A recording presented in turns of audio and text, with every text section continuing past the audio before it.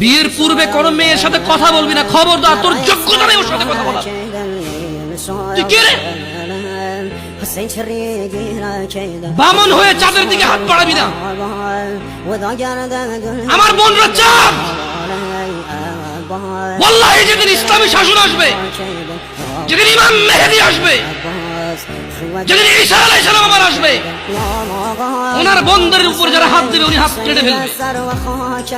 বামন হয়ে চাঁদের দিকে হাত বাড়াবি। আমার বোনরা চাঁদ।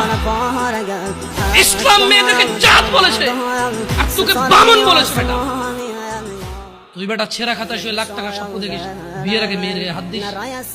সাহস কত তোর? সাহস কত? তুই জানিস না মুহাম্মদ সাল্লাল্লাহু আলাইহি সাল্লাম বলছে নেক স্ত্রী দুনিয়াতে যা আছে ওর চেয়ে বেশি উত্তম। তুই কি করে ওর গায়ে হাত দিস বিয়ের আগে? তোর সেই যোগ্যতা আছে বল?